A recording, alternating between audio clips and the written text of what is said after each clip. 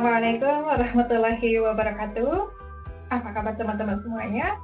Pada kesempatan kali ini kita akan membahas tentang pangan halalan thayyiban dalam pandangan Islam.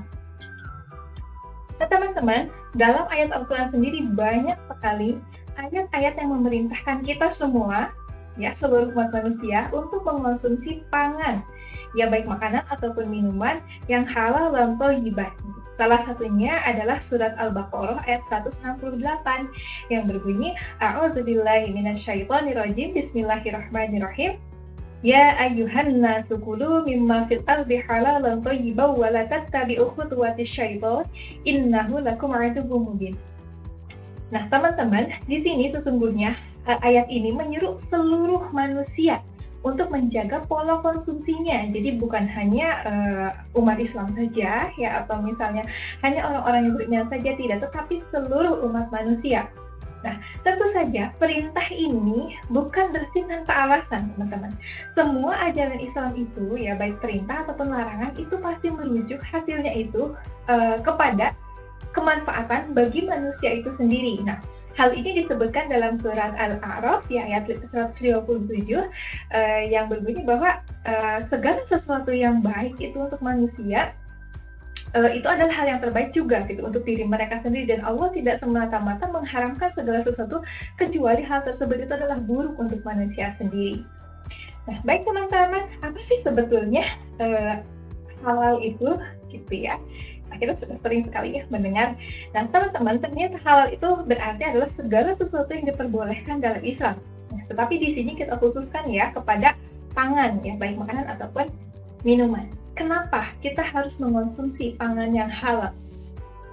Nah teman-teman tentu saja masih ingat dengan 5 maqasidus syariah atau 5 tujuan utama hukum Islam.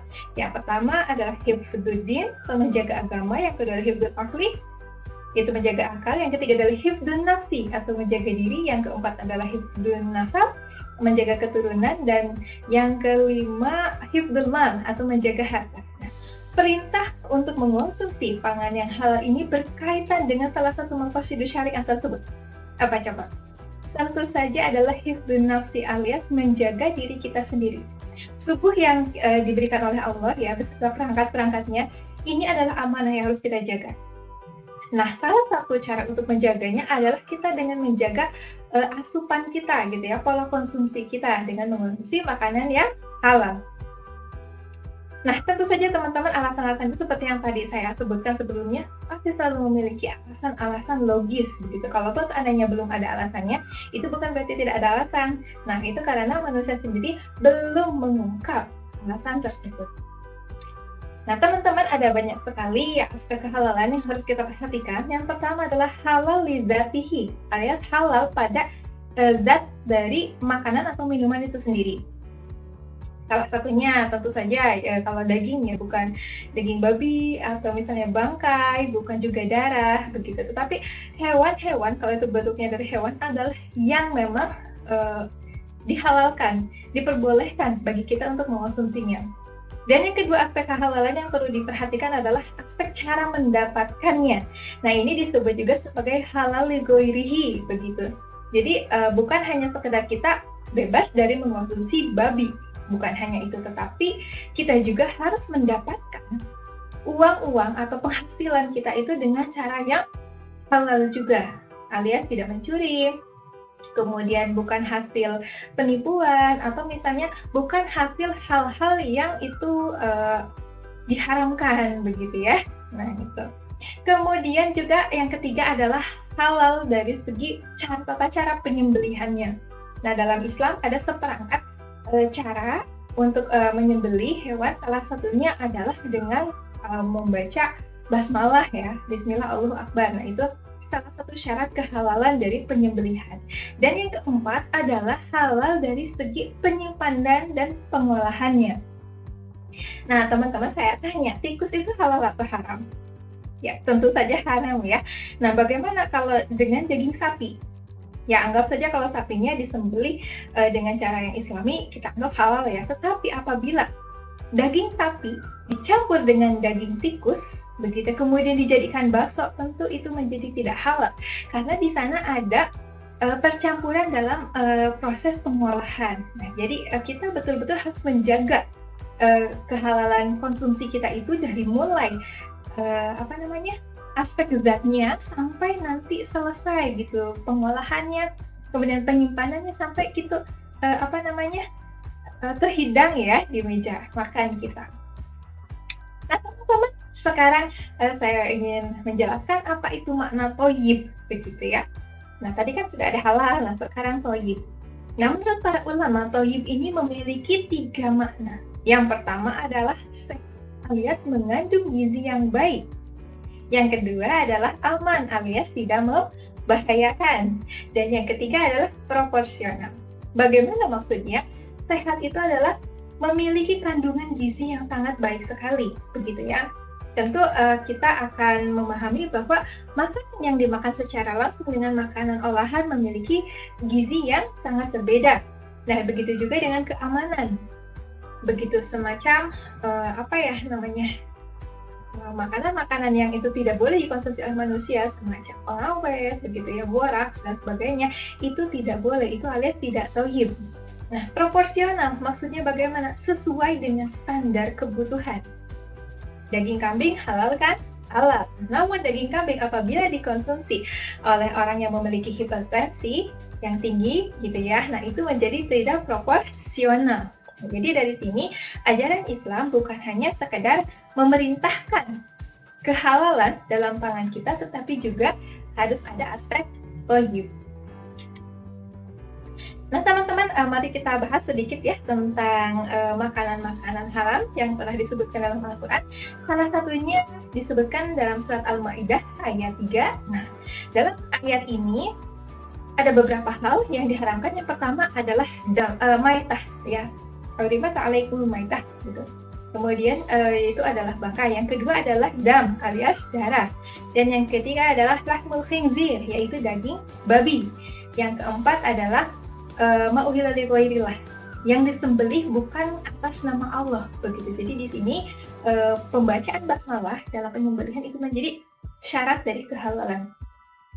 Kemudian yang mati karena tercekik atau yang disebut sebagai munkhaniqah. Kemudian ada juga al-mauqudah yang mati karena terpukul begitu. Jadi hewannya matinya bukan karena disembelih, tetapi memang hanya dipukul secara keras atau misalnya dibanting begitu. Dan selanjutnya adalah al-mutaradiyah. Apa itu al-mutaradiyah? Yaitu yang mati karena terjatuh ya. Lalu ada juga hewan yang mati diterkam binatang buas, kecuali gitu ya, kamu itu masih sempat menyembelihnya. Begitu itu boleh saja. Tetapi kalau mati karena memang diterkam gitu ya, dan mati karena terbunuh hewan, itu kita menjadi tidak boleh karena itu menjadi bangkai. Kemudian juga adalah hewan yang haram adalah hewan yang dibunuh untuk sesajen gitu. Jadi untuk acara-acara yang itu memang bukan lillahi ta'ala gitu, itu menjadi haram ya teman-teman. Oke, kemudian kita lanjutkan. Ada juga pangan haram yang disebutkan dalam beberapa hadis begitu ya. Jadi ada juga yang diharamkan itu adalah jalalah. Apa itu jalalah? Jalalah adalah hewan yang memakan kotoran begitu. Nah itu kita tidak boleh mengonsumsi hewan-hewan yang memang mereka itu hidupnya, makanannya dan minumannya itu berasal dari hal yang haram juga gitu, termasuk mungkin hewan-hewan yang mengonsumsi kotoran ya begitu. Kemudian yang kedua adalah hewan-hewan yang bertaring begitu, yang bertaring gitu ya, kemudian yang berkuku, yang bercakar, nah itu juga diharamkan untuk dikonsumsi. Kemudian ada juga ya yang lain, minuman misalnya salah satunya gitu. Tentu kita mengetahui bahwa yang namanya khamar itu menjadi minuman yang haram juga begitu. Khamar tentu saja tidak terbatas pada alkohol, tetapi segala sesuatu yang memang dapat menghilangkan akal manusia. Nah itu disebut sebagai khamar begitu. Lalu sebetulnya kenapa sih kok makanan dan minuman tersebut itu kok diharamkan? Nah, pasti di sini ada alasannya teman-teman, dan ini untuk kebaikan manusia sendiri. Salah satu contohnya adalah bangkai. Kenapa bangkai itu diharamkan? Teman-teman tentu saja mengetahui ya bahwa yang namanya darah itu adalah media perkembangbiakan bakteri begitu. Dan mungkin ya saya menyebutnya bakteri yang buruk aja lah ya, gitu, yang dapat membahayakan kita gitu. Nah, saat misalnya hewan itu mati tanpa disembelih, otomatis darahnya tidak keluar kan?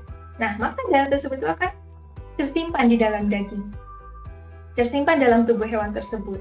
Dan di sanalah menjadi bakteri-bakteri tersebut tumbuh. Sehingga itulah alasan rasionalnya kenapa kok bangkai itu diharamkan. Yang kedua, kalau ini menurut para ulama klasik ya, hukumnya itu adalah makruh menyembelih hewan sampai putus kepalanya begitu. Nah, tapi teman-teman, berdasarkan hasil riset dari sains ya, saat kita menyembelih, memotong hewan sampai putus kepalanya itu juga terkategori bangkai juga, teman-teman. Nah, kenapa? Karena pas begitu dua urat begitu ya, dan satu saluran napas dan satu saluran makan itu terpotong. Nah, di sana otak itu mengirimkan sinyal untuk kepada jantung untuk memompakkan seluruh darah keluar dari tubuhnya. Nah, saluran dari otak ke jantung itu kan salah satunya ya, lewatnya melalui sumsum tulang belakang gitu. Nah, saat leher itu ditebas sampai habis, berarti kan perintah dari otak itu memang tidak sampai ke jantung, sehingga jantung tidak optimal dalam memompahkan darahnya begitu. Nah, jadi ini dapat dikategorikan sebagai makanan yang haram juga. Kemudian daging babi. Nah, teman-teman, tentu saja seringkali mungkin kita bertanya-tanya ya, kenapa kok daging babi ini diharamkan begitu ya. Nah, ada yang mengatakan bahwa perilakunya yang jelek atau apa begitu ya. Nah, di sini ada sebuah penelitian, dan ini saya ambil ya, saya mendapatkannya dari salah satu profesor di bidang peternakan dari Universitas Gadjah Mada. Nah, yang mengatakan bahwa kenapa kok daging babi diharamkan? Karena kesamaan DNA manusia dengan babi itu sendiri. Teman-teman tentu tahu ya, ada beberapa penyakit gitu yang hanya menyerang pada hewan saja, tidak dapat menyerang kepada manusia secara langsung. Salah satunya adalah virus flu babi ini begitu. Jadi kalau misalnya ada babi yang sedang sakit begitu, kemudian manusia di sampingnya berdekatan, itu virusnya tidak akan sampai secara langsung. Nah, kecuali kalau manusia itu mengonsumsi daging babi sendiri, akhirnya ya masuk ke dalam tubuh, kemudian di dalam tubuh terjadi hal-hal yang sifatnya saintis ya, mohon maaf saya tidak dapat menjelaskannya secara detail begitu. Kemudian itu akhirnya menyatulah dengan tubuh kita. Kan makanan yang kita makan itu menjadi daging kita, menjadi darah kita kan. Nah, karena begitu, itu artinya adalah membuka peluang dari penyakit-penyakit hewan kepada tubuh manusia yang tadinya tidak dapat menjangkiti manusia secara langsung, menjadi dapat menjangkiti manusia karena memang mengonsumsi daging hewan tersebut. Nah, salah satunya ini terjadi juga pada saat manusia mengonsumsi hewan-hewan seperti kelelawar dan sebagainya. Jadi penyakit-penyakit yang biasa menjangkiti mereka itu akan dapat langsung menjangkiti manusia juga saat manusia mengonsumsi daging-daging tersebut. Kemudian khamar. Nah, kenapa khamar itu kok diharamkan? Gitu ya. Jadi di sini khamar itu, saya ulangi ya, tidak terbatas pada alkohol, namun kepada segala sesuatu yang dapat menghilangkan akal sehat, termasuk narkoba. Nah, kenapa khamar diharamkan? Karena memang merusak syaraf dan kesadaran manusia begitu. Teman-teman, kalau kita melihat ya, bagaimana tentang kesadaran mengonsumsi pangan halal di Indonesia sendiri ya. Nah, kalau di Indonesia Muslim mayoritas, tentu saja di sini kita sudah sangat biasa sekali kan mendapatkan makanan halal. Jadi seolah-olah ya sudah hampir 90% adalah halal kayak gitu. Nah, lalu karena kebanyakan itulah akhirnya membuat kita menjadi tidak aware gitu terhadap makanan yang haram. Coba saya tanya, berapa persen dari kita yang setiap makan melihat dulu komposisinya? Mungkin sedikit sekali ya, atau misalnya saat kita jajan coklat atau apa, kita lihat dulu apakah di sana ada logo halal, kemudian apakah di sana ada ingredient yang mungkin gelatinnya berasal dari apa? Kan biasanya mungkin kita tidak cek sampai ke sana begitu. Nah, itu karena memang terjadi kita sebagai mayoritas ya. Nah, akan sangat berbeda sekali saat kita sebagai kaum minoritas, begitu ya, kita akan sangat aware sekali terhadap komposisi yang menyusun dari makanan-makanan kita. Yang kedua, kalau di Indonesia, kesadaran konsumsi halal itu masih terbatas pada non-babi, non-anjing, non-alkohol. Padahal sebetulnya yang namanya halal itu lebih luas dari itu. Ya, kita sudah bahas tadi ya, jadi dari cara mendapatkannya, kemudian bukan hanya halal, tetapi juga harus wajib. Lalu, kalau di Indonesia ya halal itu yang penting tersertifikasi dan sebagainya, gitu. Jadi meskipun di Indonesia adalah mayoritas, kesadaran mengonsumsi pangan halal itu mungkin masih rendah ya. Oke. Nah, marilah kita setelah membahas hal yang tadi kita bicarakan, ya mari kita sekarang mulai mengintrospeksi diri kita sendiri. Bagaimana asupan-asupan makanan dan minuman kita sehari-hari? Apakah sudah halal? Apakah sudah thayyib? Yang namanya halal dan thayyib tidak dapat dipisahkan. Keduanya harus sama-sama saling bersatu. Apakah sarapan kita sudah sehat? Apakah makan siang kita itu sudah aman? Dan apakah cemilan-cemilan kita itu sudah proporsional? Nah, kalau adanya kita sudah menjaga pola konsumsi kita ya, gitu, insya Allah kita akan menjadi sangat sehat sekali dan insya Allah terbebas dari penyakit-penyakit. Baiklah teman-teman, demikian yang dapat saya sampaikan.